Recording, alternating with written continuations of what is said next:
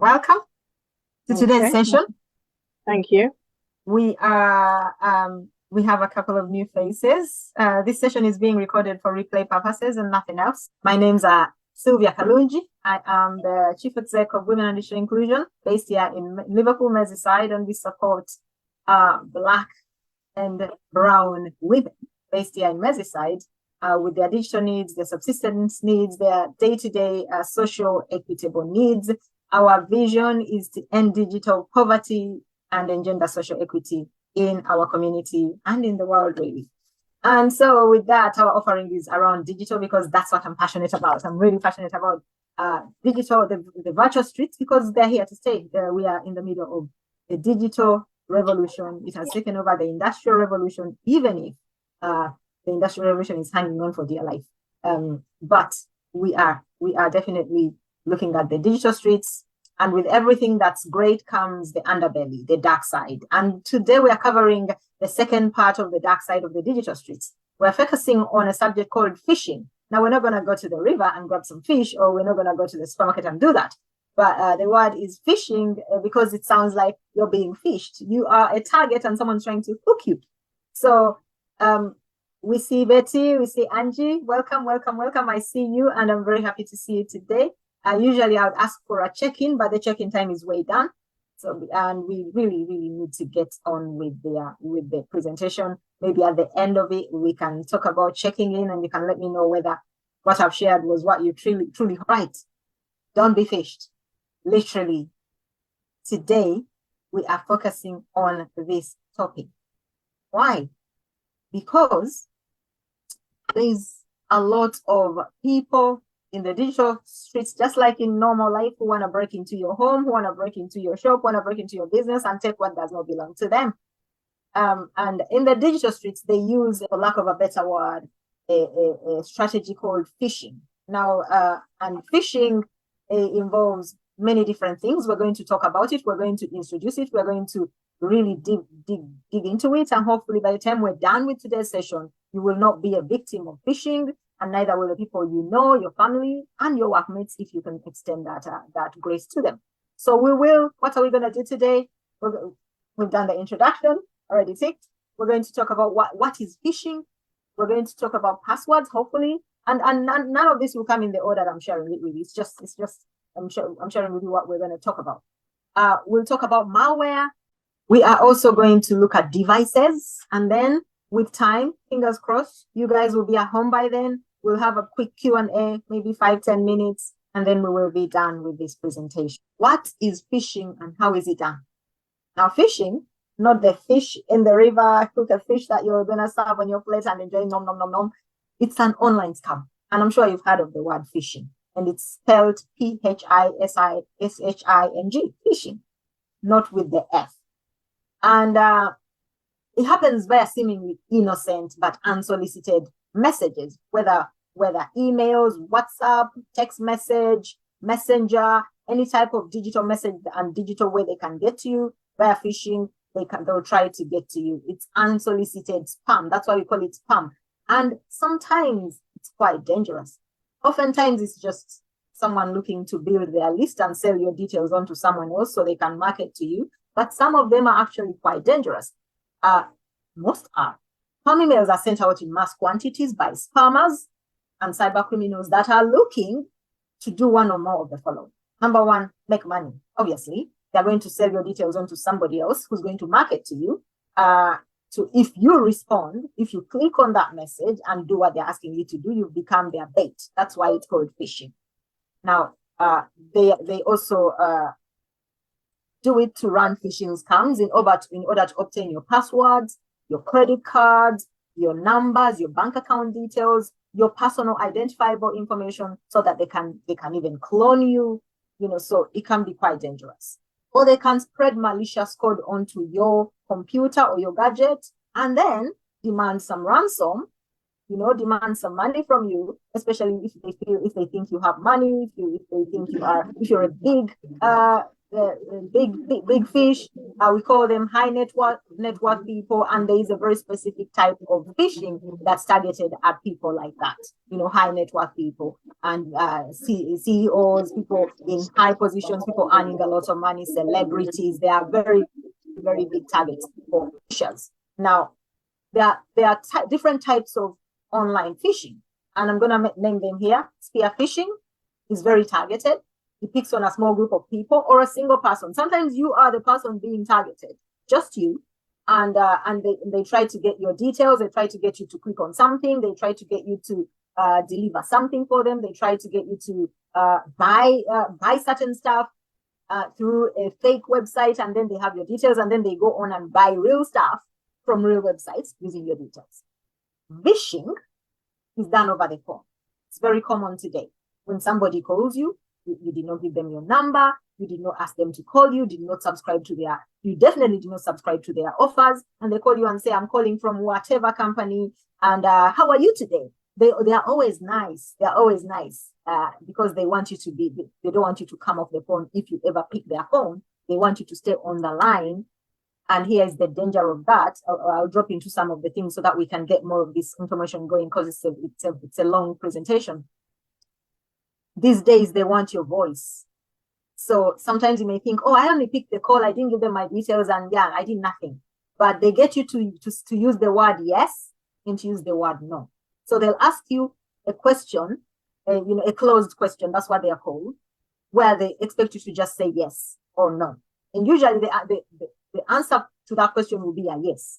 And then they get your yes. So they are recording your voice, and they are going to then replicate your voice using AI. Like you can open doors using your voice, and you can open your car using your voice. Yeah, they can get your voice and be able to access certain assets which you can access using your voice. So sometimes you should ignore spam calls. If it's not a number you recognize and you're sure you didn't call, and these days they can even show you your phone. If you set your settings right, your phone will tell you this is a spam. This has been called a spam. This is considered spam. Don't pick those calls. Obviously, sometimes it's somebody who desperately needs you. If you're a business owner, it's a customer trying to get through to you. You've got to make a decision whether to pick those calls or not. But some of these fishermen, digital fishermen, nasty people, are looking just for your voice. So very common today. Smishing is via text, messenger, WhatsApp, those text-based platforms. They use it a lot. They send you text message, they send you a messenger or a WhatsApp, and they're very common. And I'll show you some of the, well, at least one of the commonest ones. I have quite a few. I've received quite a few. I almost always recognize them, but it will be, if I show you that many, it will be, the time will not go too fast. Then there's whaling. Whaling is when we talked about those high net worth people, CEOs, celebrities, influencers, people with a lot of money. It's a form of spear phishing, and it's targeting those people because they know if that person, whether they were in a rush or whether their assistant was not present at the moment and clicked on that link and did what they're asking them, that's it. They usually use that as digital, like call them at ransom. We call it ransomware, but we'll get there. So I don't want to. Phishing and smishing are the most common for most people, and the bait is often in form of an urgent request for information for a seemingly innocent thing from a seemingly trustworthy source, and it's emailed or texted to the user. Who's you? They want you to click on something. It's very common. I'm sure many of you, we talked about it last time, where they say Aldi or Lidl is giving away free food, or Marks and Spencer is giving away free this, or Argos is giving away free that. And they try to use these common merchants because they think you will believe them. They won't tell you some random merchant you have no clue who they are. They'll tell you a common one. Asda, Tesco, they use all those. I'm sure each one of you has ever received a link from a friend who thinks you might need free groceries, saying Tesco is giving away free groceries. Click this link to get yours. Almost always they've never received the groceries, but they think you might need them. Oftentimes it's a forward. And it can be a work colleague, family member, friend, random person you have on your WhatsApp. They are not really your friend. They are an acquaintance, so they are not really random. Or they can invite you to join a forum. And they may think that it's good for you, quote unquote. But almost always they have not yet done the action they're asking you to do. They've seen the message and forwarded before they check the integrity, and whether that is a good link to go on. Now, if you're looking at this information on a desktop or a PC or a laptop, you just hover on the link and it will show you the exact URL that link would be taking you to. You don't click on it, you hover on it with your mouse. And when you do that, it gives you if it's the correct website. For instance, if it's BBC, it will show you the correct BBC. If it's a fake website, it will not be the correct BBC website or Tesco website or Asda website. It will be some long, weird number, numerals, text.com. Or it will not be that same, the genuine website. It will be something else. And you would be, you're the target. They're baiting you. The message is the bait, and you're the fish, and the hook is click on this, and we will give you ABCD. And you don't want to be the fish. Okay? So phishing has become the #1 attack method of choice for cyber criminals because social engineering, humans, we are easily swayed. We love freebies. We love to get free stuff. We love to connect to whoever. When the Oasis released the information that they were going to hold a tour, they released on their website that they were going to hold a tour, and their tickets were £100 per ticket. These tickets were picked up by a bunch of criminals, and they even started selling them at £5,000, £10,000. And obviously the websites they were using were mirror images of the Oasis site. And obviously some people are, it's better to find these tickets on either the original website or what's the name of, I told you I have menopause brain. I forget my children buy me tickets off that site all the time. I'll remember it and tell it to you. And according to the Kahneman Institute, people see at least 64% improvement in phishing click rates with a security training program, which you guys are doing. So you'll be better prepared, you'll be more observant, and therefore you'll be better protected from these black hat fishermen, and hopefully protect your gadget, protect your information, protect your assets. And so you here today, you are the organization, you are the family lead, you are the family person, you are the team leader, you are the person learning this and can share it with your people at work. So you must look out for suspicious emails, especially if you did not solicit it from that person. You don't even know the person. The name does not ring a bell. What does it look like? We're going to see what that looks like so that you can be prepared and can observe. But before we do that, let's look at some statistics that will either shock you or you'll be like, I thought I knew that. The number of businesses that have experienced a cyber attack in the last 12 months, and we're talking about 2023, over 1.5 million businesses, and that is over 50% of businesses in the UK. We're not even talking about the world. We're talking about this small island. That's a lot of businesses, experiencing cyber attacks. And cyber attacks come through phishing. For businesses, for anyone, they come through phishing. And the weird thing is only 21% of businesses altogether have carried out some form of security training. So you guys from UCOMM, you're doing what good businesses should do, and you're a charity and you're doing it for your community. So I applaud you completely. And that's why I decided that I would do a recording of these sessions so you guys can have a replay of them. You can always replay them. Usually I'm like, okay, unless you paid me for the extra, I'm not doing that. But, I'm providing the replay. And as you can see, that represents 21%. All those businesses with a cross on them shows all those businesses. It doesn't matter whether they are big, they are small shops, medium, corporates. A lot of corporations have not bothered with security training because they think they have an in-house security team and they'll fix things as and when they show up. And in fact, it's over 84%. I was looking this morning. This information I looked at last week. This morning, the number has gone up. Over 84% of businesses have experienced some form of phishing. In the UK, we're not looking at any other country right now. We're looking at, if we looked at the world, the numbers would be mind-boggling. So 84, but that's a huge percentage of businesses. And that means every day you're online shopping and giving your details to these businesses. You see what I was saying last time? That you may trust yourself, but you trust who you're passing your information on to in who you're giving all this private information. What's your mother's maiden name, so that we can, remind you, so that you can keep your account safe. What's your favorite city? Who your pet? And this is a merchant, and the information they're asking you is the kind of information that your bank will also ask you. And if they've got somebody who's not quite kosher and integral in their company, that person is getting information that they can actually use somewhere else, not in the company. And like I said, sometimes it's nice to engage. I would give you an example at this point and ask you to look at it and give me some feedback. So if any of you are able to do that, let me know. If not, we can carry on and get you to not be fished. Okay, so you can use the chat to communicate with me, even if you're at work. I understand. So we can get this party more exciting, more interesting. It's dry stuff and it's not exciting stuff. But when you engage and you get into the whole stream, it gets more exciting. So what are the effects of an attack? As I said before, we're looking at the data first, so we can be more present as to the dangers we may be exposing ourselves.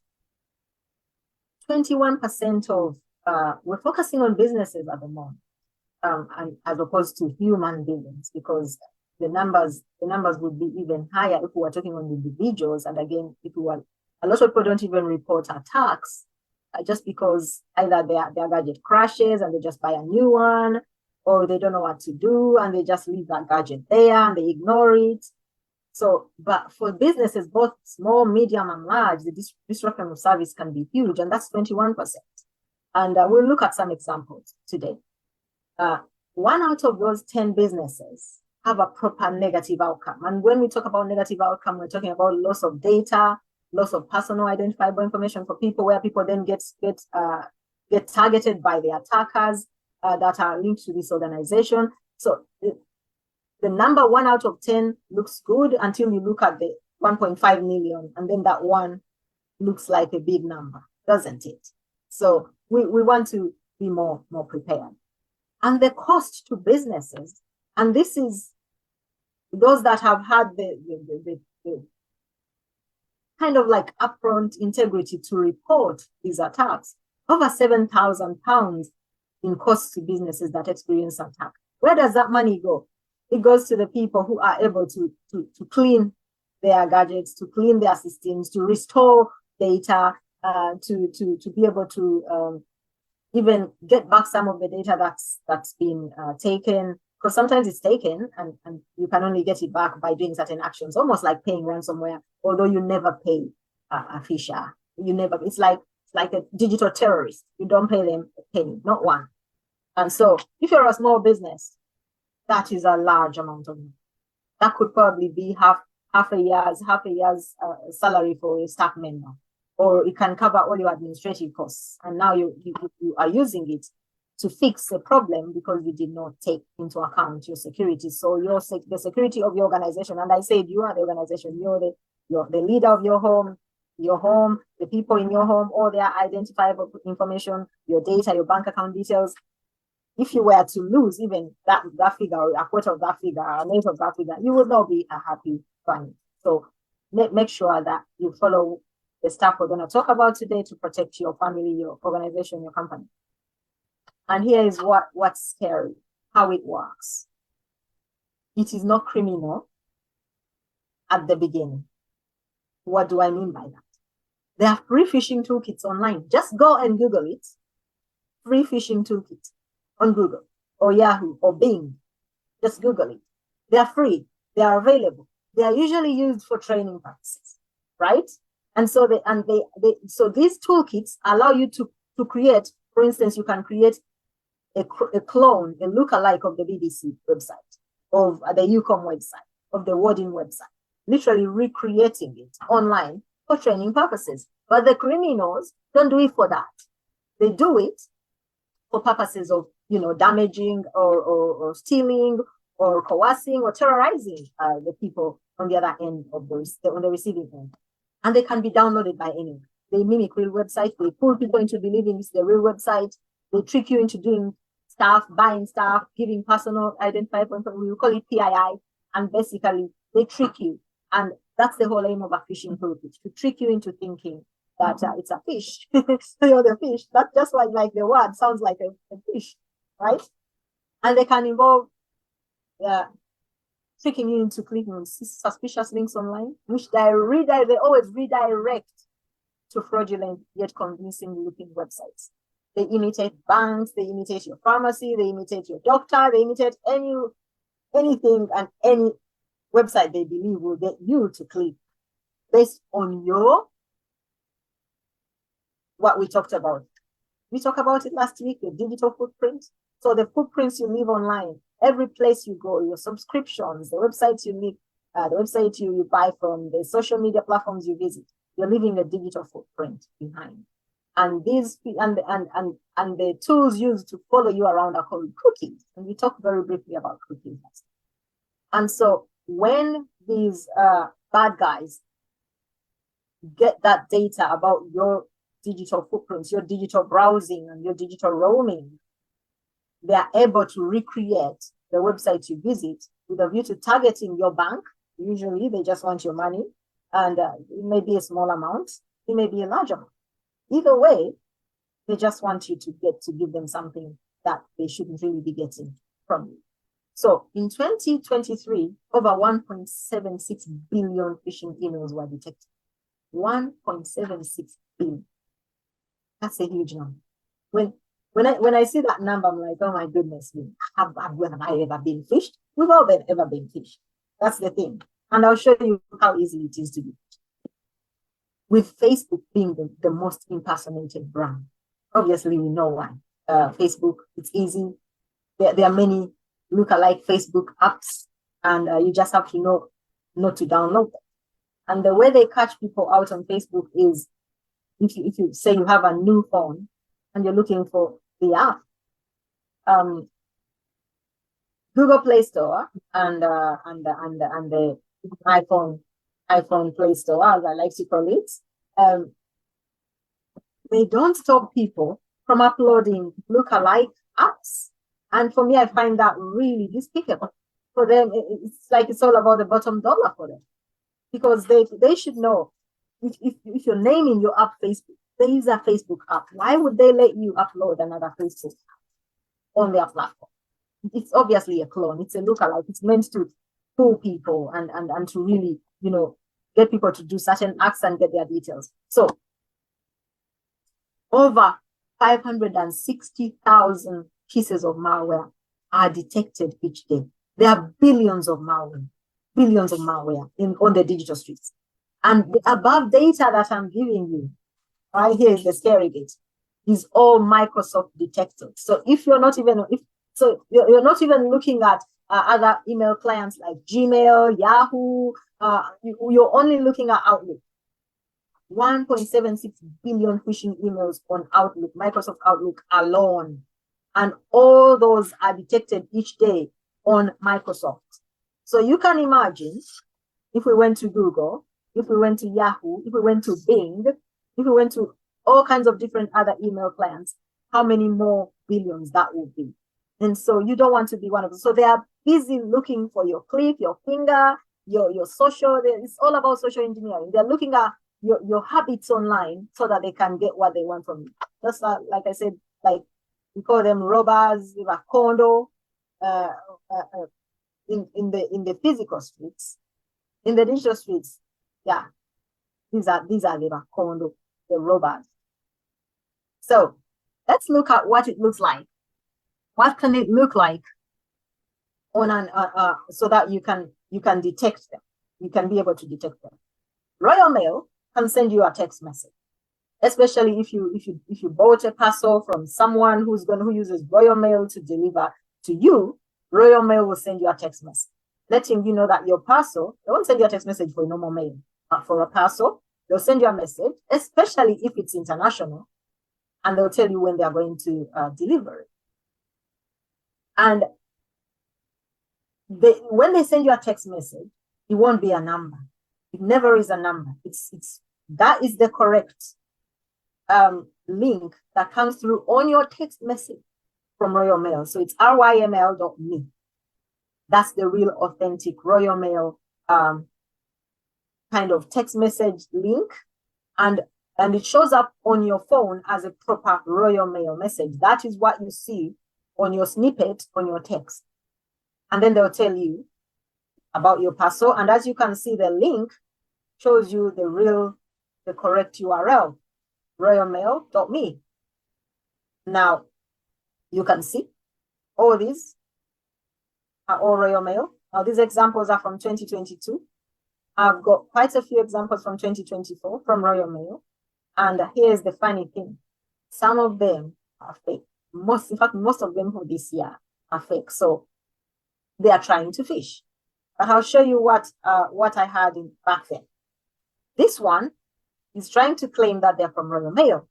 So they will definitely always start with Royal Mail inside the message because they cannot replicate the correct Royal Mail snippet. They can't. So usually they'll show up as a number on your phone. It will be a number you don't know, so it will be a direct number as opposed to a name. If someone's already recorded in your phone, it will show up as a name in your text message. But this will show up as a number. And then the message will start with Royal Mail. As you can see, none of the authentic Royal Mail messages, text messages, start with the word Royal Mail. They just don't. The Royal Mail is only inside the message box, which is the snippet you see before you click on that text message. And then they'll give you a Royal Mail. Like their link is literally telling you to go to a royalmail.gv link. And if you have never received a message from a Royal Mail before, you quickly click on that link thinking you really have a parcel that you don't know about. Maybe somebody is sending you a gift. Maybe it's your birthday. Or maybe someone has thought about you and you think genuinely get excited thinking you have a parcel. And once you click on that, that's it. The little malware or phishing software is downloaded onto your gadget and they start to look for what they are looking for. This is fake. I'm sure as you can see, this is fake. And this is called smishing. We did talk about, we talked about smishing, vishing, welling, yeah, this is what smishing looks like. It comes through a text message, and it really, really can fool you if you don't know what to look out for. It's the same with Every, it's the same with DPD. So all these delivery companies that FS, whatever it's called, they will send you a text message to let you know they have a parcel for you.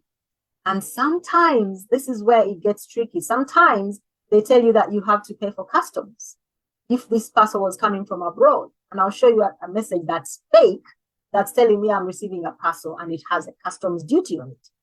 Most parcels that come to the UK from the US at the very least, if they are a certain weight, I'm not quite sure what the weight is because I've received different parcels and sometimes they just come straight to me without any customs duty. And other times they tell me to pay customs duty and the parcel was that small. And I'm wondering what's the difference. Obviously, there's a price connotation.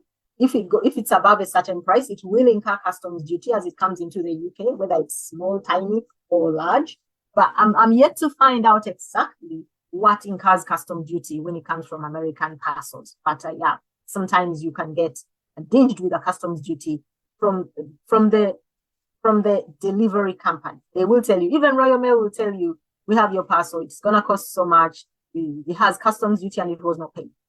So let's look at an example, right, of an email that is definitely something what you see in red is something we're gonna talk about. But this is a genuine email that came to me. I've changed my email to it, but the rest is exactly as it came into my mailbox. And then I was very surprised. If you're happy for me to share, Rehema, that you received something similar that alleged come from PayPal. And I was like, please don't click on it. In fact, I was like, please don't forward it to me. Just screenshot it, because even forwarding it sometimes activates the worm, the software, the malicious software they placed behind that email. So it's from Jack Knowles. And then look at his email. Some weird mxkrs@gmail.com. But here is the clincher. It says reply to. then the reply is the real person. That's their real email. Or the one they've created so that they can capture your information. abina.g591@gmail.com. That's whoever they are, that's their email. But they're calling themselves Jack Knowles. And they come to me. That's the exact date of the email. And it was urgent. Now, I don't know which family member of yours, best friend, workmate sends you an email called urgent without a clear explanation why this is urgent. Why don't they just call you if it's urgent? The mere fact it's urgent demands a phone call as opposed to an email. Because what if I'm on holiday and I can't look at my email for the next 3 months and it was urgent? You see what I'm saying? So just by the mere fact that it is an email takes away the urgency. And so you should always be, unless it's a work-related matter and it's coming from a workmate and they've headlined it urgent. Normal people don't usually send an email and headline it urgent. Okay, so here's the email. We're excited to share that your order has been processed. Do you recognize that, Rahima? And is ready for dispatch. It qualifies for a prize, an Amazon voucher. So you see, they're exciting you. You're going to get a prize. Oh my God. We shall send you tracking information once it's on the way. And then here's where they want to get you. I did notice that your order is international and incurs custom duty to be delivered. Click this link to pay customs duty ASAP to avoid delays in your order. And then they gave the order number. And he signed off, yeah. And this email was supposed to be coming from DPD, right? But the DPD does not use gmail.com. And then here is the Abina. Then the urgent. We look at other things. And usually at this point, we go out into a break room, right? And I ask you to look at this email, and I haven't marked out any of these points. But I did mark these points out because I was thinking we might have, the numbers might not be as we expect, and so we might not be able to go out to breakout rooms to discuss these things. But if you are not at work and you're able, drop inside a comment in the chat. Why do you think these are red flags? I've red flagged them for you to expedite this training, because I was aware that it's also started after 5. People have to go and do dinner. It's a work day, a homework, kids, you name it, and tomorrow is a work day. So it's been a long day. If you can drop in the comments what you believe, why you believe these are red flags. And there's another red flag that I did not even highlight, but I'm sure you've noticed it. Or you can speak out. You know, you can unmute yourself and speak out. Don't let me just force you to use the chat. You can say something. That way it's actually quicker. Yeah, they are always to rush you. Abso-freaking-lutely. That's urgent. They are always to rush you. That urgency, it's always a red flag. 100% Alan. Yes, 100%. I agree with you. Anyone else? Red flag. Right?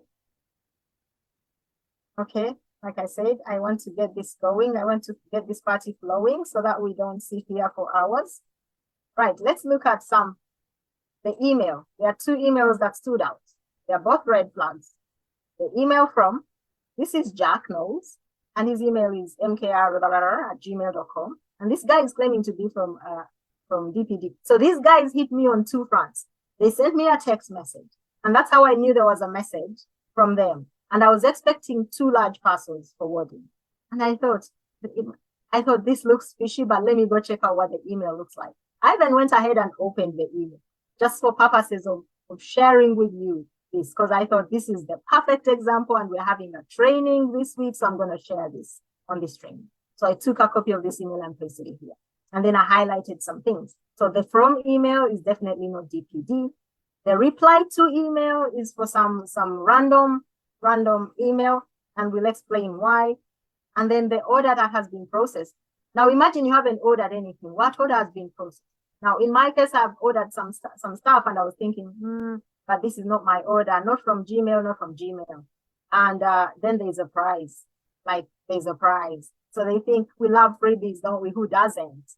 But then there's a catch. You know, this email has customs duty. Immediately, I knew this is not my order anyway. Even if I could have fallen for all this, this customs duty just immediately shut down the whole party. Why?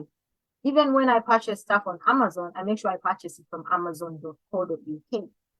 So even if there was any customs duty, then Amazon is going to have to bear that duty. Why? Because I bought from the .co.uk site. The assumption is it's already in the UK or can be brought to the UK at Amazon's cost without charging me any extra in packaging and postage.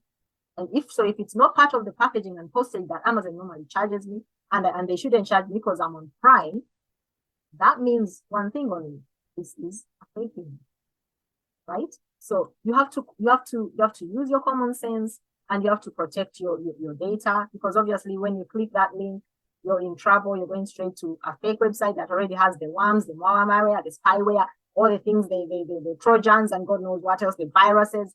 They've got you, and so you can't even, don't ever click that link. That link there, don't ever click it. Whether it's a direct link that you can look at, or it's a click that you don't even see the link, you can hover on it, because if this was a live, if I was in the live email, I would have hovered on that. And when I did, it wasn't anything to do with DPD as well. So I did not click anything apart from opening the email, and I hovered on that because I opened it on my laptop, and I was able to actually verify that it was fake. And that's what you can do. We'll see what some mitigating actions that you can do as we go. So vouchers, gift cards, prices, don't get fooled. But even these organizations that say, answer this survey and you'll be put in a post to win a voucher, whatever. Have you ever found out who gets those vouchers? And I mean, have you ever received them? So oftentimes I think they just want you to fill out the information, dangling that carrot. Obviously, a lot of these organizations are genuine. They'll have a proper, bingo where someone will receive the voucher, but somehow it's not somebody that we know. And then the urgency, as Alan said, that's a huge red flag. Also, sometimes they can say, I can't answer the phone if they're sending you a message that is personal or at work, or trying to use your work phone or work email. They say, I can't answer the phone, I'm in a meeting or whatever. And so you don't even call them, because if you know this person, you should be able to call them as opposed to clicking links in order to verify that they are genuine. And then the reply to is different from the from address. So I wanted you to notice those two. The reply to email is different from the from address. This is spoofing. That's what it's called in the digital space. Sending an email to one where you don't have an authorization to actually access that email. So the security of that domain is not right. And so they try to get you to reply to their own email, which they have access to. So they don't have access to the MRs, whatever at gmail.com. They don't. But they have access to their Abina, whatever email. And so they try to get you to reply to the correct email. And then don't ever open the attachment. That is where the can of worms is actually waiting to whack you on the head and whack your digital assets and totally mess you up, right? So the consequences can be quite severe, including cloning your identity or your loved ones, your friends, your family, God knows, all the data they can scrap from your gadget. They'll try to clone all those people. So don't open that Pandora's box for them. What does it look like in a general email before you click on it? So I clicked on the other email so I could give you an example that's live from my own emails. But this is what it might look like. So it also gives you a chance not to even bother clicking on them, because many of these phishing emails are usually from people in Asia, and their English is even horrible. Then they use a lot of Unicode text. Unicode text is special text that you may not necessarily recognize. If you look at this, hello, my beloved in Christ, you see the L. Everything else is actually bold. If you look at the L in the two L's in the hello, they are quite bold. But the L in the beloved is quite thin because it's Unicode text. That one piece of text is code. It's literally hell dragging you into their little hell. So it's nothing to do with Christ. And I'm not Hester. I'm not Hester or Tembi or whatever. So you can imagine you're even addressed wrong. And these are all emails from my email in my spam folder. This is Kim Kang. No subject. How are you today, dear? Like, who are you, and why you ask? Why would you send someone a hello message via email? How are you today, dear? Call me if you know me. Don't bother. a shock theory, creative layout ideas. Did I ask for them? And they always target your website. I was on your website and have analyzed your kalunjigroup.com website, blah, blah, blah, blah. Why did you analyze it? I didn't ask you. And then there's that Zoom, a Zoom mail, dash email. You remember the Royal Mail, the Royal Mail link? That Zoom email is similar. And I would never click on that. It's not registered with Zoom, and Zoom do not send unsolicited emails. They never do. They quite literally don't market via email, Zoom. They will only send you an email as a Zoom user to remind you of your subscription, or to remind you if something is broken. You'll have to log into your Zoom to receive that message as opposed to your email. So again, yeah, so if you clicked on any of these emails and did what they were asking you to do, you would be in trouble. That's why they end up in the spam folder as well. So also, it's good to clear your spam folder so these emails are not sitting in your email, because they also take up valuable real estate. If you, for instance, in Gmail, you get only 15 free gigs. And so if you have all that spam sitting in the spam folder, your Gmail account is getting full with all this spam. So you need to clear it out very quickly. So these fake websites capture any personal or confidential data entered, which the cyber criminal then uses to hack into your real accounts, your bank account, your online retail accounts, or they use your details to then go off and create an account for an online retailer. They have your address. The retailer will think you're the one who bought the stuff and didn't pay, and then you could get a CCJ from a real retailer who says you bought this stuff, you didn't pay for it, and you're going to pay for it. And you're like, I didn't buy that stuff. Oh, well, you did. It's your name, it's your address, so you're going to pay. So yeah, they could end up taking you to court, and you end up with a CCJ for stuff you didn't buy just because you gave your details on some fake site and you didn't even think twice about it. And phishing started way back. Way back. As soon as email started, the bad guys also started to find ways to use this beautiful way to connect to people to get people's details. And all it needs is one or two people to fall for the trick for the attack to be successful. One or two people. They don't need many. See, so don't be that person in your home, in your organization, in your company, in your charity who does the clicking. Because once you do that, you've opened the can of worms.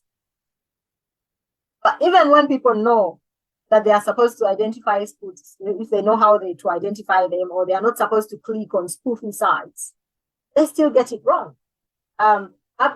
Before, I spoke about Unicode text. So before you, on the screen, are two exact websites, or are they exact? If you can share, you can shout out what you see that does not actually look right on one of them, which one is right, which one is wrong, or share in the chat. I'd be happy, because it means we are actually engaging, that I actually have someone that's paying attention on this session today. But there are two, they're both kalunjigroup.com, but one of them is not right. And why do you think it's not right? I'll just grab a drink while you think about it.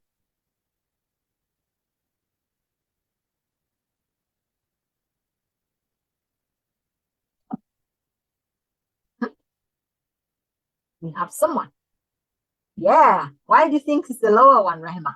Why do you think? What have you noticed? Yes. Only one? Is there only one bold text? You notice anything else?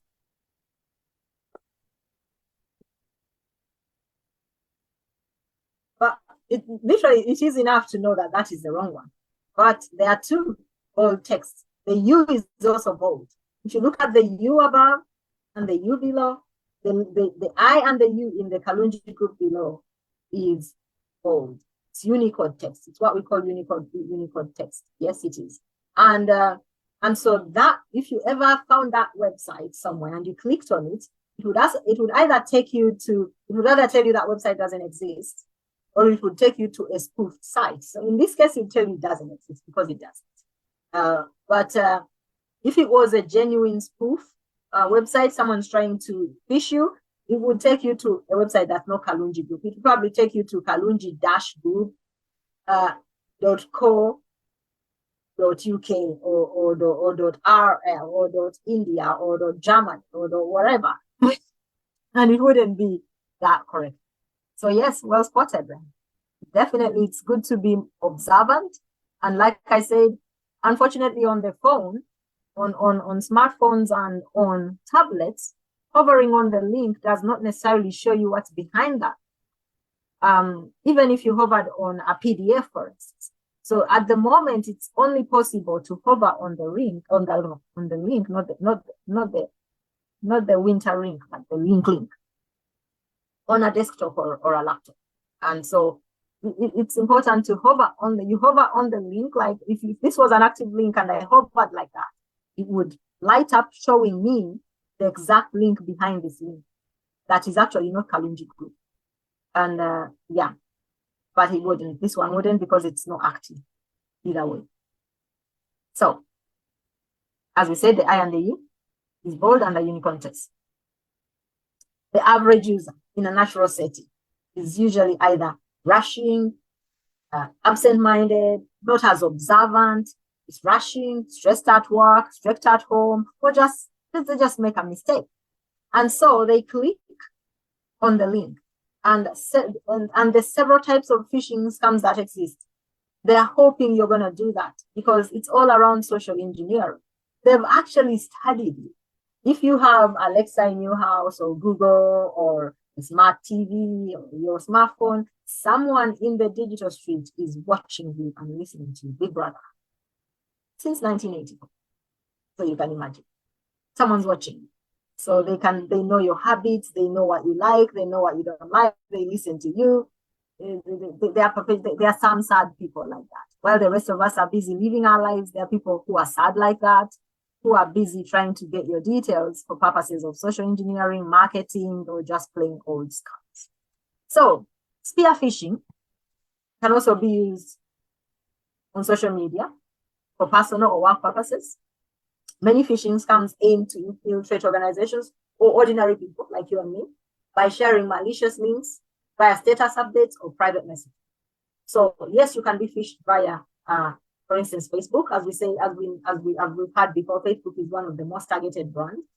And these phishers, what they do, they will go and find an account of Betty. They'll clone that account. They'll go and look at all Betty's friends. If you have not cloaked your friends, they'll go find out who all your friends are. Then they'll send them a message using their new account. And usually they'll be telling them to click a link or that they've seen you on YouTube in this video. They use that a lot. Or I've seen you on this video. Is this you? Please confirm. And you receive a message from Betty. And you have not actually checked that it's the real Betty. And they're telling you to click on a YouTube video. And more often than not, it's not even a YouTube video. It is a fake link taking you to a scam website. If not, here's which can be scary, especially for your young children who use your gadgets or who you allow to check your messages for you. That video can be a sexually explicit video. One day, my son, he was about 15 or 16. He's like, Mom, you've got a text message. I'm like, I'm in the kitchen, bring it or check it for me. And he said, well, it's not really a text message, it's a messenger message. I'm like, check it and let me know who it is. And I said, do you know who it was? And it was someone that we thought we knew. And he's like, oh, it's from this person. And he said, they've sent you a YouTube video. And I'm like, oh, that's nice. Check it, see what they're saying. Oh my God. All I had was him gasping and going, ew, that's gross. And I'm like, oh my God, what's gross? Bring that phone here. And I was literally in the kitchen. And he brought the phone and he goes, oh, Mommy, this is gross. This is not your friend. This friend of yours is sick. And literally, it was some Indian guy exposing himself and saying, this is what you'll get if you're my friend, blah, blah, blah.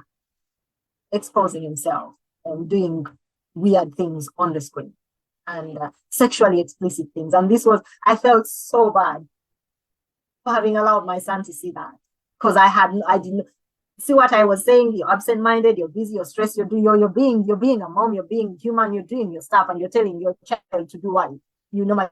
Check my message for me and let me know what they're saying. And they opened this thing, and it was gross. It was gross. And I was like, go wash your hands, go wash your eyes, like almost like go wash your eyes to cleanse them. And he's like, Mommy, I can never unsee that.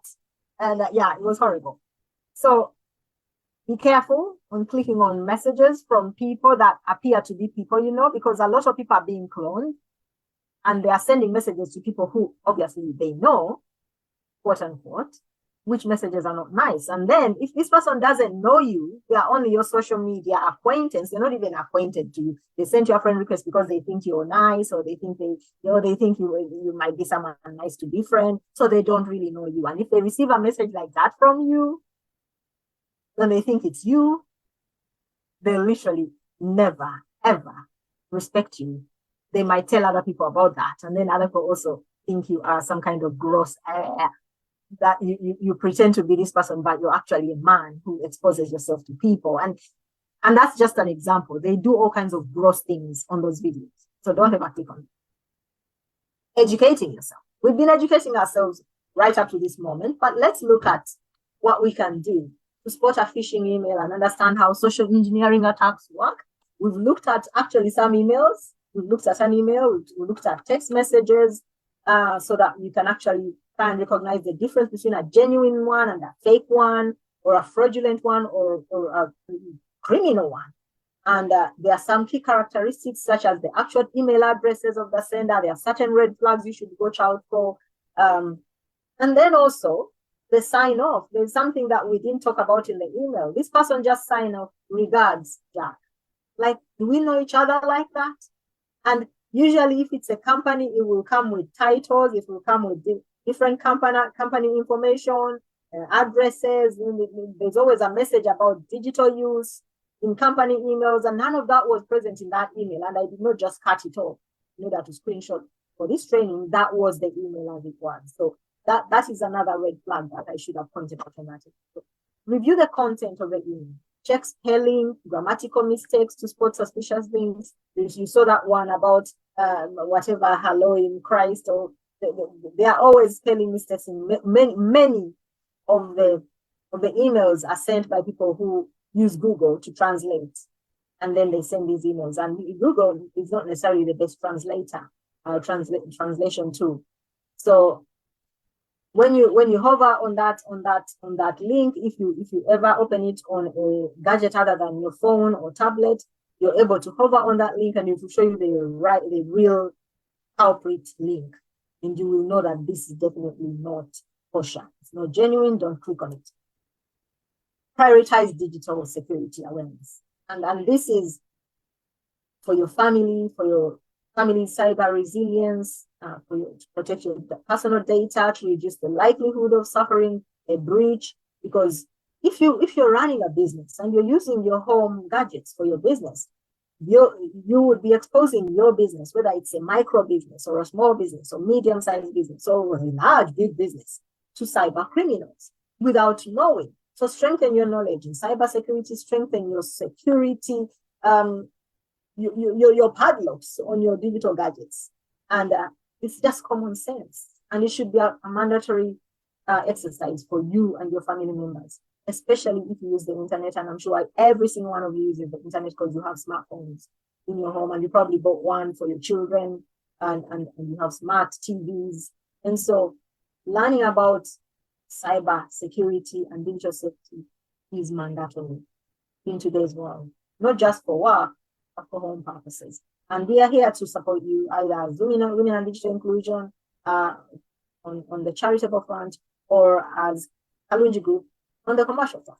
Either way, you can reach out to us and we can help you to improve your cybersecurity. If a message asks for personal identifiable information or financial support, or offers vouchers, gift cards relating to someone you know, friend, family member, workmate, from all those amazing merchants that don't usually give out freebies, call the person directly that is sending you this information. Call them and confirm that they have received these gifts. They are telling you that, or click on this to get free gifts. Or educate them. Better still, educate them about scams too. Do not click any links if they seem logical. Here is the other links that people send because they are being very kind and very nice. It's Christmas time, and you haven't spoken to Sylvia Kalunji for the last 12 months, but it's Christmas and you like Sylvia Kalunji anyway. And so you send her one of these, click this link to open your Christmas card. Guess what? What's behind most of those? The little worm. The little worm. It's not usually a virus, not really, but it's a worm. Going to go looking for information. It's been coded to look for certain information. And if there is not enough security on the gadget of Sylvia, who opens that kind Christmas card, they are going to get that on their gadget, and then it will find what it needs and get on with the basics of delivering it to where it's supposed to deliver it. And usually a ton of millions of people click on these things. So do not click any of those things. If someone sends you happy Easter, happy Christmas, happy birthday, and it's one of those clickable things that you click and it opens up, it's opening something else on the back end, almost always, unless it was created by the person themselves. Because you can create these things on some tools like Canva.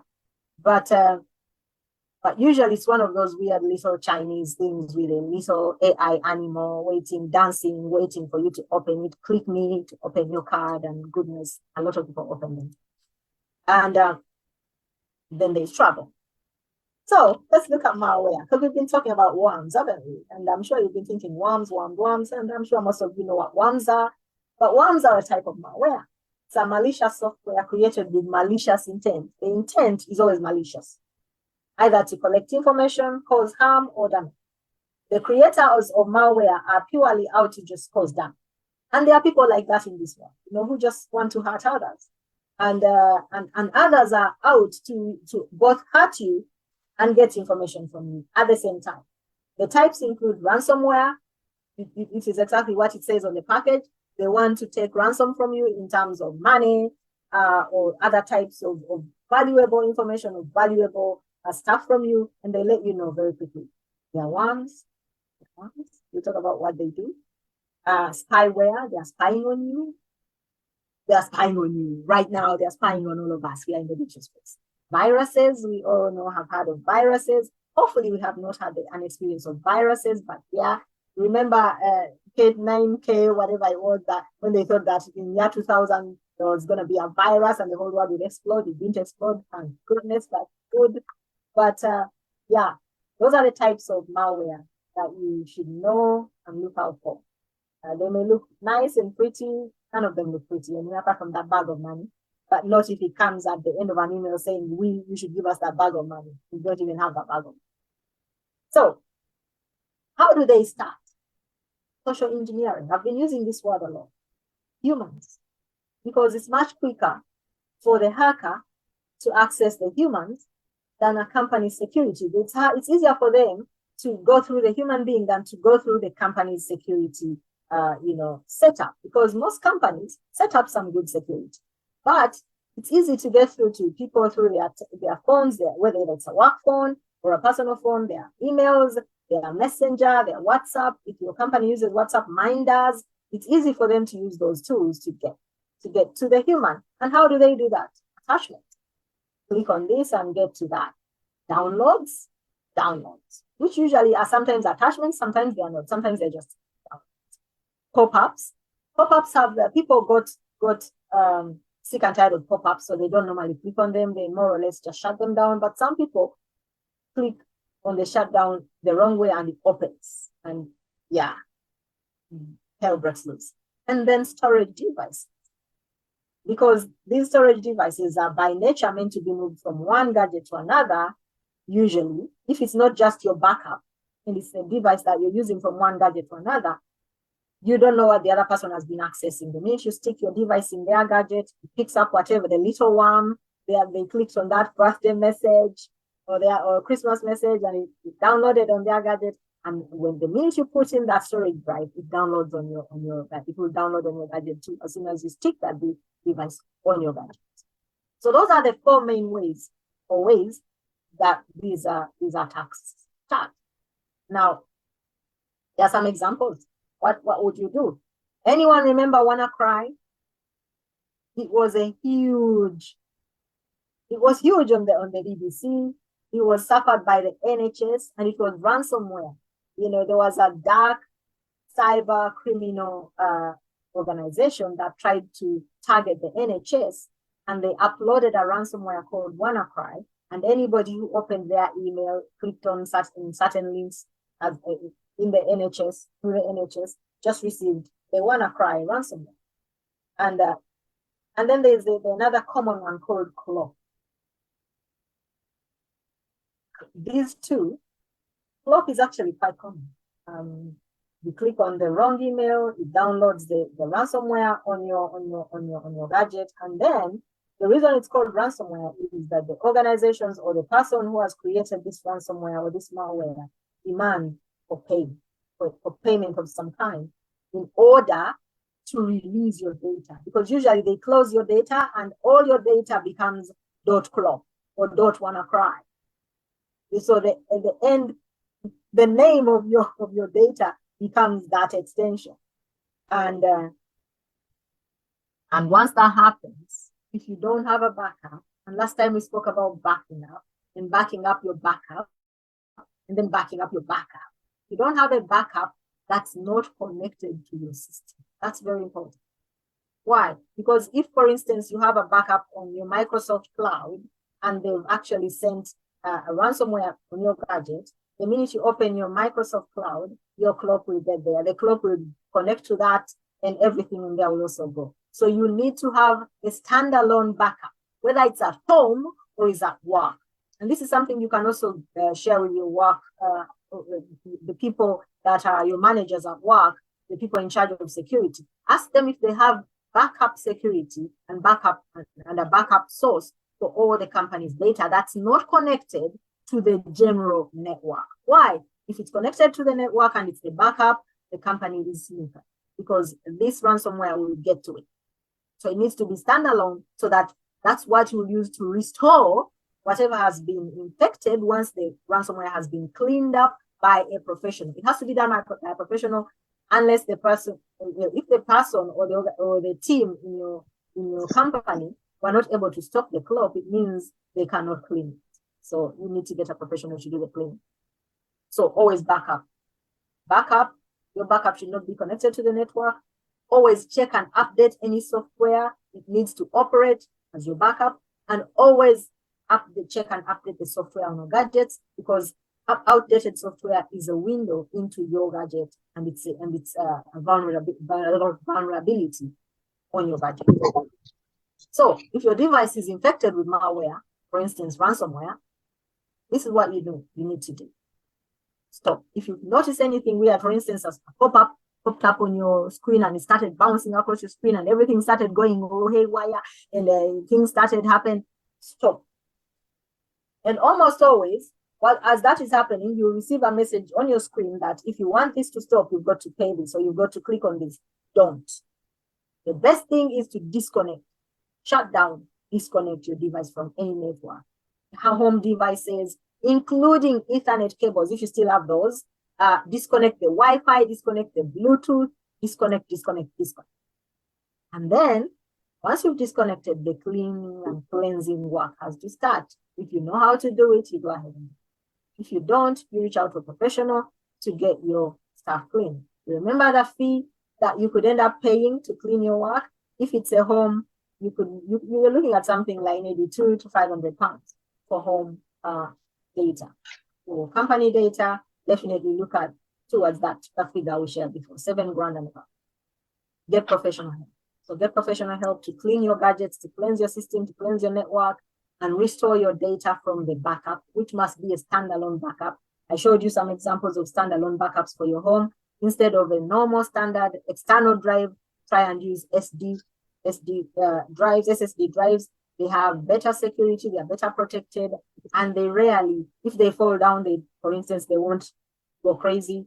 If your standard external drive fell down or something happened or someone smashed it for some reason, that's it. It really almost always will not work. So get help and get the right backup and back up your backup. So let's get to gaming. Sounds exciting, isn't it? I used to love games. I don't know when I last played a game. Over the last 3 to 4 years, I've become super busy. But that's a good thing. You can go. But it can be a fun way to occupy your children while you get stuff done. You're cooking, you're doing homework, you're working. How many of you let your toddler play on YouTube? He talks about that. Like, don't. In fact, don't get your children addicted to the gadget. You're ruining their eyes, you're giving their little baby bodies a ton of positive. Our bodies have both negative and positive ions balanced out nicely. We feel good, we feel great, we're healthy. And if one of those starts to go too high or too low, that's when we start to go out of balance and we can have challenges. Too much blue light for a child. You notice a lot of young children these days wear glasses. Why? They're looking at blue light from weird hours of the day when they should be just chilling out. Anyway, back to cybersecurity. In most games, children can connect with others, but it's important for them to understand the risks and how to handle certain situations. And I am telling you, your toddler doesn't understand 100%. What's that? So it's very important that you don't give your toddler smartphones. Just don't. And then to those children that can understand, emphasize to them that it's important that they don't post pictures of themselves, even their face. They do not release personal information to their fellow gamers, and teach them what to do if another player is trying to harass them. Because there are bullies in the gaming world. There are even bully kids in the game. But we're not kids here, so we're going to carry on. Do your research. Because just because a game is trusted or it's free or comes from a trusted website or is on Google Play does not mean it's safe. Like I said, Google Play Store allows lookalike and cloned, say, Facebook apps to be downloaded on Facebook or uploaded to it. What the heck is that about? So it's very important that you don't just assume that it's safe just because you downloaded it from the Play Store or a friend sent you a link and you downloaded it. Check out reviews.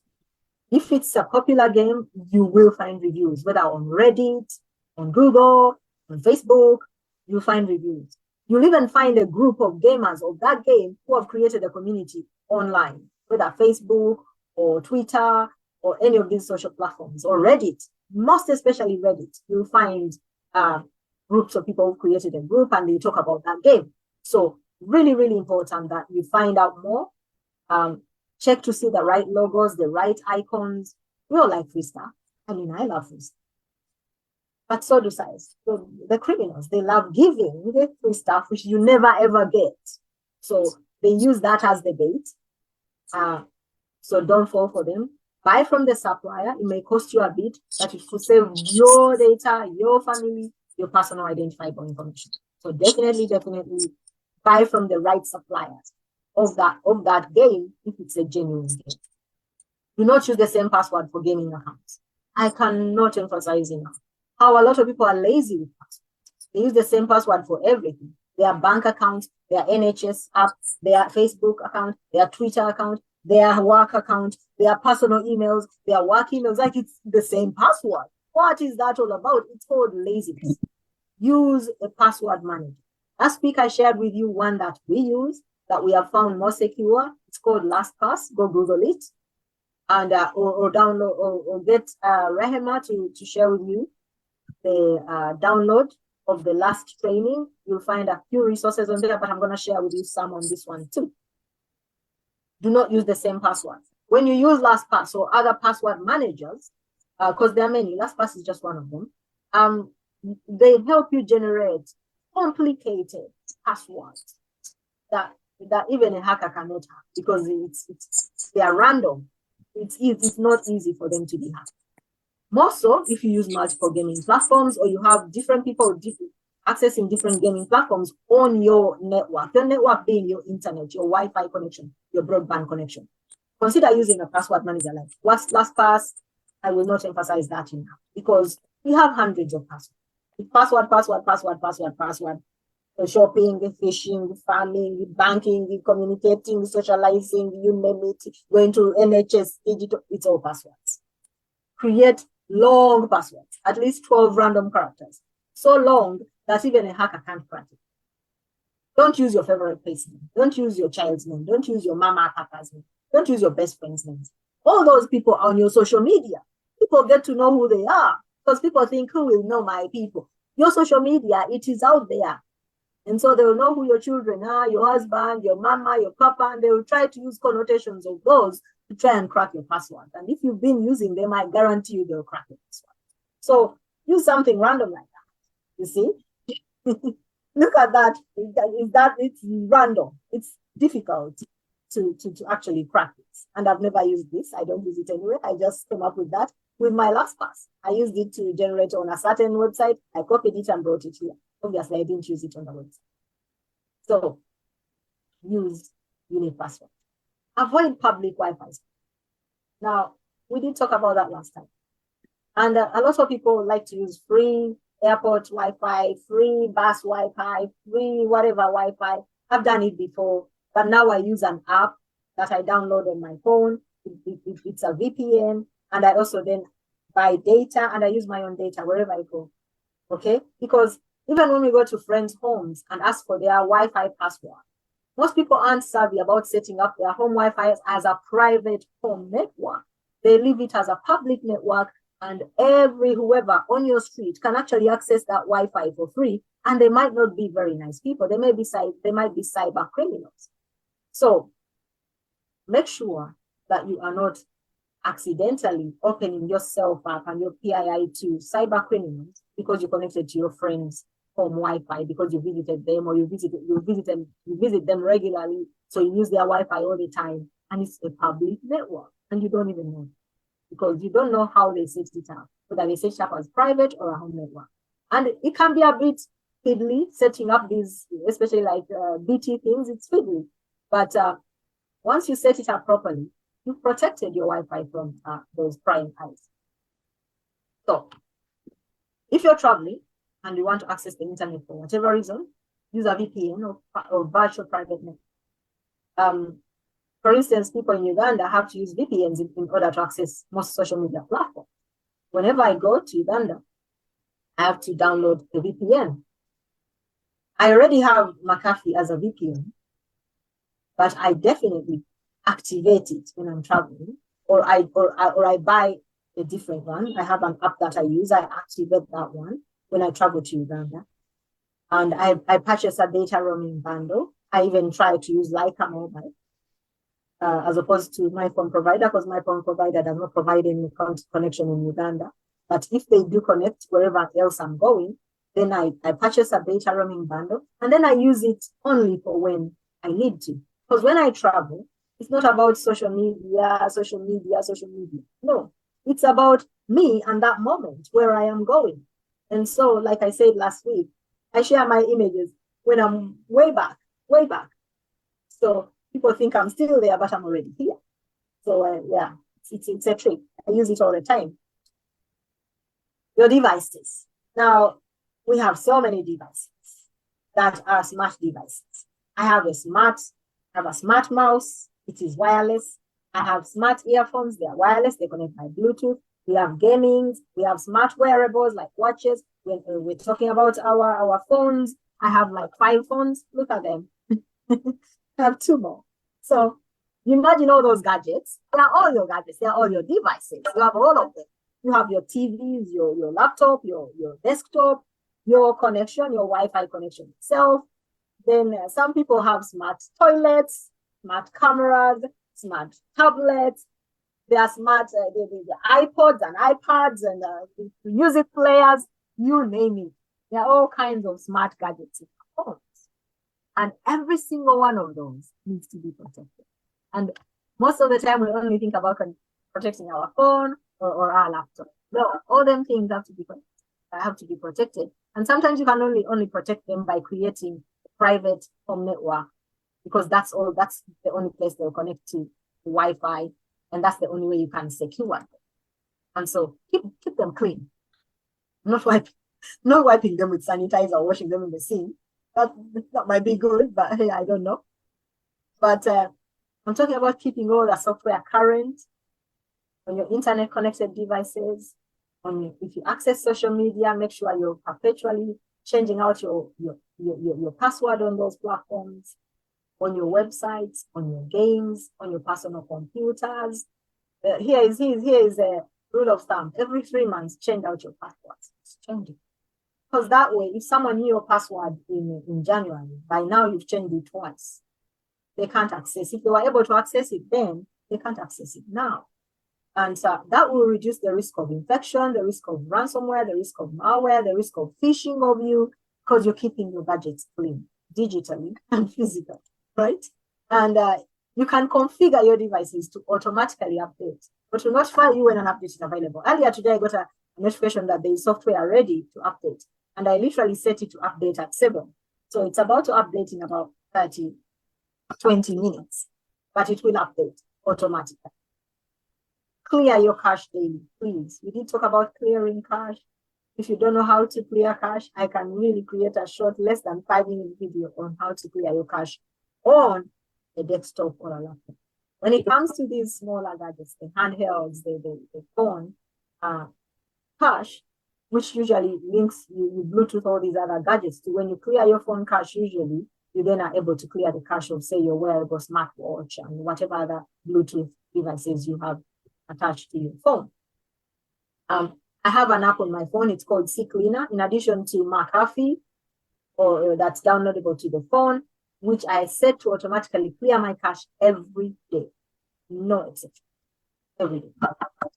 If your child or you play app-based games on a device, make sure your apps are updated regularly, because gaming is one of the easiest ways to get into people's personal data, and have the most up-to-date software of that game, of your web browsers, of your operating systems, of the apps. It's a great defense against viruses, malware, and other online threats that are set by organizations and people who need to get through to you through those apps and gadgets when they are not updated on your website. And that's why I find it very interesting that a lot of people, especially today, following COVID, have created websites, as they should, because now we are in the digital streets. You want to have a digital shop front on the street, or on the digital streets, but they are not maintaining those websites. And their websites are very vulnerable, because even one plugin needs updating and you don't update it, it means you've created a vulnerability to your website. And hackers are perpetually looking to hack websites through plugins, which are apps that you add to your website so it can perform better and have better user experience, better responsiveness, better whatever you want that app to do, or that plugin to do for your website. Keep them updated. Use two-factor or even multi-factor authentication. We talked about that. Biometrics, security keys, unique keys, ID features to lock and unlock your devices. If someone steals your device, they can't unlock it if you're using your ID features, like your physical body, to unlock it. One-time code through an app or your mobile device, again, they can't get to that one-time code because you have locked your device. It may take a few seconds to log in, but that will save your data, and you've got the time. Okay? So we use two-factor authentic or multi-factor. Two-factor, multi-factor authenticator are the same. We use Google Authenticator and we use OT on different apps. I don't know if you can see my phone. If you can, just say so. But that one right there is Google Authenticator. I don't know if you can see it. It looks like a multi-colored rainbow in a circle. Right, so rainbow star with rainbow colors in a circle, Google colors. That's the one.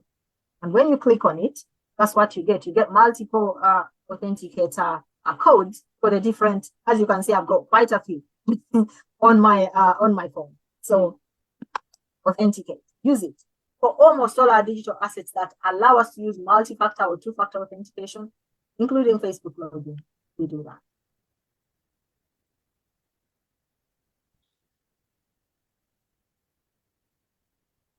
Okay, so what else have we got today? We're almost getting there. My throat is dry. Let's look at what it looks like. So I showed you mine because it's already downloaded on my phone. So you would not get the same experience if you were downloading that app for the first time. Okay, so what it looks like is when you go to Google Play Store, because that's where you get it, you then download that app. I should have taken a screenshot of what it looks like today. Now, when I first downloaded that app of Google Authenticator, that was the logo. So that's not the logo today. The logo today is a white circle with a star that is multicolored with the Google color. So if you went to the Google Play Store and you found a Google Authenticator app with that old logo, it is a spoof. Don't click on that. I've shown you on my, I don't know if you were able to see it. That is the Google Authenticator app now. As you can see, white circle with a star, Google colors inside. You download it, you install it, and you open, and then it will actually ask you to set up authentication. And once you set it up, you link it to your Gmail, because it's Google. You link it to your Gmail so that you can save your authenticator codes to your Gmail where you need them, if you need them there. It will also give you, sorry? It will also give you, I think, at least 6, like those are like your safe codes. They're like, they are, if anything happened to anything, you would use one of those until they run out. And so once you decide that you're going to use two-factor authentication on Facebook, Facebook will actually, you click on that in order to be able to authenticate your Facebook logins with two-factor multi-factor. It will give you a QR code or a link. And then you usually will click on that code and scan it with your phone. Once you scan it, it then opens and it gives you immediately, it gives you a code for that account. And that code renews every 30 seconds. As you can see, it's moving and it renews every 30 seconds. And so every 30 seconds, there's a new code. So if somebody, say, for instance, took a screenshot of your code thinking they can use them, 30 seconds later, they are useless because they can't use them anyway. And once you have set it up, you're now able to authenticate your logins and yourself every time you log into your gadget with that. Unless you say, remember me for 30 days, or remember me on this gadget for 14 days, or remember me forever, what is the point, right? You don't want it to remember you. You want to authenticate every time you log in, because you don't know who might be watching, who could get into your account just because you said, remember me for however many days on this gadget. Okay, so on the website or app, you click on two-step verification.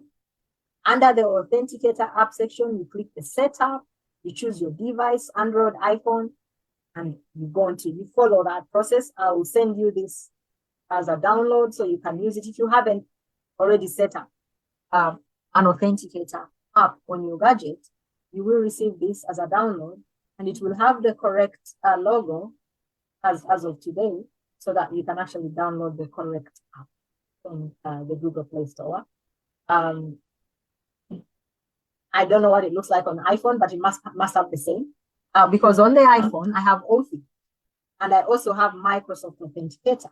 So I have all kinds of Authenticator apps on my gadget. Just wanna show you. So as you can see on the iPhone, I have the Microsoft Authenticator, that one. And I used to have and it also has the Google Authenticator right next to it. I used to have Authy, but it got a bit dodgy, and I removed it. And I think I still have it on one gadget. I have five of them. Right. So once you set it up, it's very easy to use, and and you make sure you sync it. Now here is where it can be tricky. If the time on your phone is not synced with the time on the app, then they are not in sync and none of your codes will work. So you have to sync. And again, you follow that. It's a very simple process to sync. You click on that and you click on settings and you sync. And mine is synced. So it's not even showing me that I need to sync it. It's already synced. So you make sure the times in your gadgets and on your phone are in sync. Otherwise, your codes won't work and you will wonder what happened. Set up multiple email addresses. The reason you do that is because you want to have a private email address. This is for your personal correspondence and private stuff like banking. Make this address difficult for spammers to guess. It shouldn't be your first or last name. Or if you do have your first or last name, add some numbers in there at the beginning, in the middle, and the end, so that it's not just your first and last name, because that's easy for people to actually, they just know your first and last name, and they just use it to see if they can create an email. That's your email to then send to people that are in your email address, because somehow the little one got into your gadget, and then they send everybody an email from your email address that looks like it came from you, and it's a spoof email, and people don't know how to check. And yeah, so try and mask to avoid them hackers picking up your email. And I gave you an example. For example, Anlobola at yahoo.com. It's easy for spammers to find Anlobola, you know. And when you're sharing that email, you need to mask it. When you're sharing your email with people, either send it as a screenshot, so it's a picture, or use it, or tell somebody, I'm sending you my email as a word. You see, ann.lobola@yahoo.com. You see, now unless somebody is going to go and put ann-dot-dash, like literally, then they will tell you, and you tell me, did you use the dashes? But it's easier to just send an email as a screenshot. So send it as an image file. It's harder. Your public email address is the one you use to register on public forums, social media, chat rooms, gamings, mailing lists, subscriptions, shopping thingies, all the internet services that are public facing in your home. That's the public email address that you use. Treat it like you would treat the public email, and treat it as a temporary address. Why? If anything goes wrong, you ditch it and you create a new one. And chances are high that spammers will get hold of it and fill it with spam messages. Like, who of you does not have tens of thousands of emails in your email because you use it as your public and private email? You receive all kinds. Your spam folder is packed full. Then you have an updates folder. You have the social forum. Then you have the personal. And some of you don't even have those different folders. So everything lands in your inbox, and your index has tens, if not hundreds of thousands of emails sitting there, because you also don't do housekeeping of your emails. I used to use my son, but obviously now he's gone to uni. I would tell him, get into my email and delete everything. Just delete everything. Everything that is needed to be saved, I've archived, so it's not in the inbox. And everything that I don't need in the send folder, I've already sent it. Whatever I need, I save it in a different folder, so you can delete everything. And then that also helps keep your Gmail account space free. The bandwidth you're given is 15 gigabytes free. And when it fills up, they send you an email telling you need to pay. So make sure you don't. Yeah. So secure your payment details. If you need to tie a specific payment method to a provider account, choose a credit card over a debit card, or use PayPal, or use Stripe, or use Go Cardless. Credit cards come with more consumer protection than debit cards. Debit cards being your direct bank card that, it's not a credit card. And if you don't know, PayPal gives UK residents up to 180 days to get a refund from any merchant. So if in doubt, pay via PayPal. A lot of people avoid paying via PayPal when they go to a merchant's website. If there is an option to pay via PayPal or via Amex or any other credit card, I use any of those two options. I avoid using my debit card, because then if I have to recall my payment, I get it back. On your screen is a resource for parents and grandparents, aunties and uncles, and it helps you.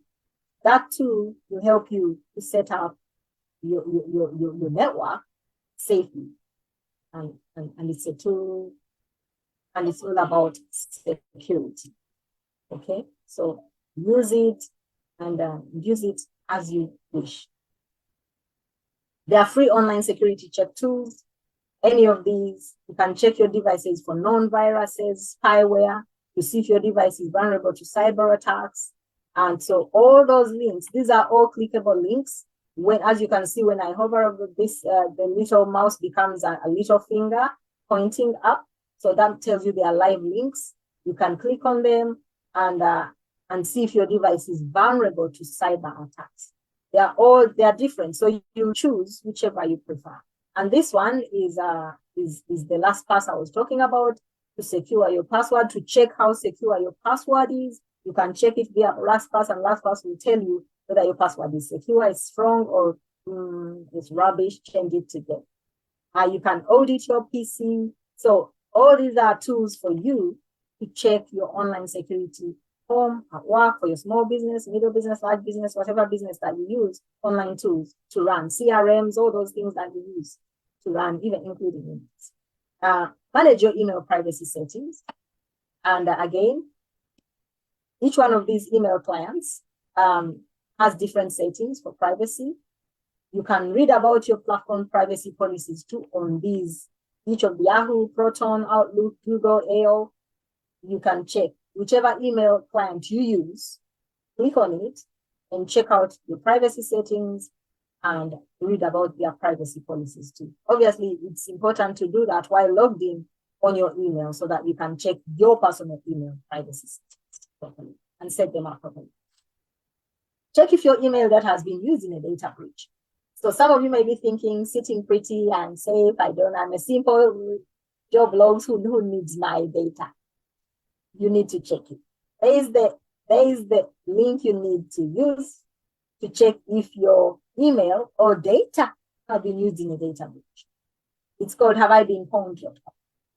And if you receive a message that your email has been used in a data breach, at that point, go check your email for private stuff that you need to save somewhere else and close that breach down. Like, close it. Or just leave it. Don't use it again. Let the people you care about know that you're not using that email anymore via a new email, because you'll have gone and taken down that data that you need to save. Don't download it. Write it down, because you don't know what you could be downloading if your email or data have been used in a data breach. So you might have to go analog and write things down, and then you write an email in a new email you have created to your people, telling them, I'm no longer using that email. This is my new email. You don't have to explain yourself, because then people might think, oh my goodness, she's been sending us spam. You just let them know you're not using that email anymore. You've created this new email. Please use this for future communications. And that's what it looks like. That's Have I Been Pwned? And when you go to that link that I've shared on the page before, and you enter your email, you just need to enter your name, right? And you click Pwned. And the minute you click that, if your email or data have been used in a data breach, you will receive an email that no, pwned. So I use that. I put testing 1, 2, 3, and it's obviously that is one of the most random things that any hacker will have tried to try and get through to your email. They can try that, and a lot of people use that. Funny enough, testing 1, 2, 3 as their email password. So weird. So it has been used in 6 data breaches, and usually it gives you a list of those breaches when you scroll down on that page. But we are not on a live page to show you, but it literally shows you the various data breaches that it has had. So if you go to Google and try, you just put testing 1, 2, 3 when we're done here, or you can do it now if you have another gadget, and it will show you exactly how many data breaches that testing 1, 2, 3 has had. And it will show you what websites they are, what the data breaches were, what was breached, the data, how many people were affected, all that information, it gives it to you. So you might want to check that out. And don't think that you're a simple person. You don't know how important you are to these hackers as a consumer. So your mobile devices, including smartphones, laptops, wearables, they are always within reach everywhere you go. They hold substantial information about you and your habits that could be open to others. So a rigorous anti-malware solution can protect you against computer viruses, worms, phishing, trojans, viruses, and more. So, it's very important. Try something like I shared with you some before: Kaspersky, McAfee, Avast, different solutions. At the moment, McAfee has partnered with Microsoft, and so it's almost always offered on your gadgets as standard, and then they tell you to upgrade and everything. If you don't have a solution, try them, because at least you have something on your phone or on your laptop or your desktop. I also recommend a tool called CCleaner to cleanse and clear cache and help you to clear not just your cache. It has a way of cleaning all kinds from your gadget. Like there's a lot of rubbish that's thrown on your gadget as you scroll through various websites, the footprints you leave behind, and get things that attach themselves to those footprints. CCleaner clears all that rubbish and debris off your footprints and leaves your gadget clean. So, lots to think about. And we're here to help you. We're here to support you.